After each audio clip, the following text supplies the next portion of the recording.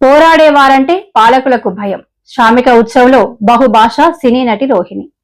సమానత్వం కోసం పోరాడుతున్న వారంటే పాలక వర్గాలు భయపడుతున్నాయని ప్రముఖ బహుభాషా సినీ నటి రోహిణి పేర్కొన్నారు. సిఐటియు జాతీయ 18వ మహాసభ సందర్భంగా ప్రజానాట్య మండలి రాష్ట్ర కమిటీ ఆధ్వర్యంలో ఏయూ ఎగ్జిబిషన్ మైదానంలో శ్రామిక్ ఉత్సవ్ 4వ రోజు మంగళవారం కార్యక్రమంలో ముఖ్య అతిథిగా ఆమె పాల్గొన్నారు.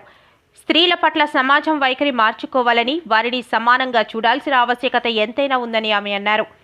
సమానత్వం కోసం పోరాడుతున్న కమ్యూనిస్టుల పట్ల తనకు చాలా గౌరవ భావం ఉందన్నారు. పెరియార్, అన్నా, అంబేద్కర్ కమ్యూనిస్టులు తమ భావాలతో తనను తీర్చిదిద్దారని తెలిపారు. అధికారం చెలాయించాలనుకున్న వారు స్త్రీలను కూడా తమ అదుపులోనే ఉంచాలనుకుంటారని పేర్కొన్నారు. సినీ నటిగా 4 మంచి విషయాలు తన వాళ్ల కోసం తెలపాలని తన ఉద్దేశమన్నారు. దైవీకం వంటి నమ్మకాలను ఇతరులపై రుద్దకూడదన్నారు. మాదక ద్రవ్యాల పట్ల అప్రమత్తంగా ఉండాల్సిన ఆవశ్యకత ఎంతైనా ఉందన్నారు. పిల్లలకు మంచి అలవాట్లు నేర్పడం తల్లిదండ్రుల బాధ్యత అని పేర్కొన్నారు. విశిష్ట అతిథిగా పాల్గొన్న సినీ నటుడు, మా ఉపాధ్యక్షుడు మాదాల రవి మాట్లాడుతూ అభ్యుదయ శక్తులు ఐక్యం కావాలని సూచించారు. నిరంతరం ప్రజా చైతన్యానికి కృషి చేస్తున్న ప్రజా కళాకారులు మరింతగా చేరువవ్వాలని భావించారు. ఇప్పుడు యశోద కృష్ణ అని ఒక పిక్చర్లోనే కృష్ణుడిగా యాక్ట్ చేశాను. నేను ఎప్పుడో అంటూ ఉంటానన్నమాట, నన్ను కన్న తల్లి దేవకి నా తెలుగు తల్లి, నన్ను పెంచిన తల్లి యశోద మా తమిళ తల్లి అని. ఏ తల్లి అయినా తల్లే కదా. సరే, నేను ఇక్కడికి ఎందుకు వచ్చాను? ఇక్కడేమో మీకు అందరికీ ఇక్కడికి రావడానికి, మాట్లాడడానికి చాలా చరిత్ర ఉంది. వాళ్ళ కుటుంబాలు, వాళ్ళు నడిచి వచ్చిన బాట, వాళ్ళు పాడే పాటలు, మీ అందరితోటి ఒక అవినాభావ సంబంధం వాళ్ళకందరికీ ఉంది. ఈ శ్రామికుల ఉత్సవం చాలా ముఖ్యమైన ఈ ఉత్సవంలో నేను వచ్చి మాట్లాడడం ఏమిటి అని ఒక క్వశ్చన్ అందరికీ ఉంటుంది, ప్రశ్న అందరికీ ఉంటుంది. నేనెవరు? నేను ఒక సినిమా నటినే కదా. ఒక సినిమా నటికి ఇక్కడ ఏంటి పని? సినిమా నటి పని ఏమిటి? సినిమాలో నటించే వాళ్ళకి, నాకు ఎవరో ఒకరు చాలా పెద్ద పెద్ద రచయితలు,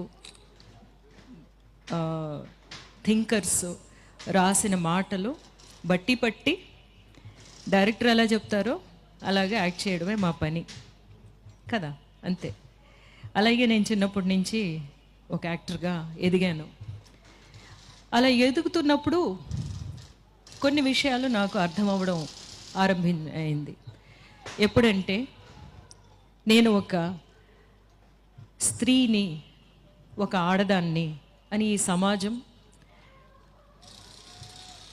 నాకు తెలియజెప్పిన రోజుని, నువ్వు స్త్రీ అంటే మగాడి కంటే నువ్వు తక్కువ, వాళ్ళకిచ్చిన చదువు నీకు ఇవ్వక్కర్లేదు, వాళ్ళకిచ్చే చాలా హక్కులు, వాళ్ళకున్న చాలా హక్కులు నీకు లేవు అన్నప్పుడు నేను ఆలోచించడం మొదలుపెట్టాను. నేను అట్లా చూస్తున్నప్పుడు నాలాగే చాలామంది ఉన్నారు. వాళ్ళెవరంటే దళితులు, శ్రామికులు, తర్వాత థర్డ్ జెండర్. యాక్చువల్గా థర్డ్ జెండర్ అనకూడదు అంటారు. వాళ్ళు కూడా ద సెకండరీ అన్నమాట. అప్పుడు ఆ సెకండరీ పొజిషన్లో నుంచి ఆలోచిస్తున్నప్పుడు నాకున్న హక్కులు ఏమిటి అని నేను ఆలోచించడం మొదలుపెట్టాను.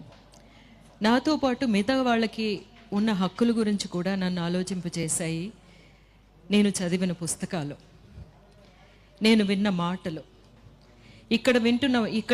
ఇక్కడ పాడిన పాటలు, ఇక్కడ మాట్లాడిన మాటలన్నీ వింటున్న ఈ చిన్నారులు, వాళ్ళ జీవితంలో ఇవి ఎప్పుడు మర్చిపోలేరు. వాళ్ళ జీవితంలో ఎటువంటి పనులు చేసినా సరే, వాళ్ళు డాక్టర్ అవ్వచ్చు, టీచర్ అవ్వచ్చు, లేకపోతే ఏ పని చేయకుండా ఇంట్లో ఉండి పిల్లల్ని చూసుకునే పని చేసిన వాళ్ళకు కూడా అయ్యి ఉండొచ్చు. కానీ వాళ్ళందరిలోని, వాళ్ళ మనస్సుల్లో ఏముంటుందంటే, మనకి సమానత్వం కావాలి అనే ఒక్క మాట మాత్రం ఉంటుంది.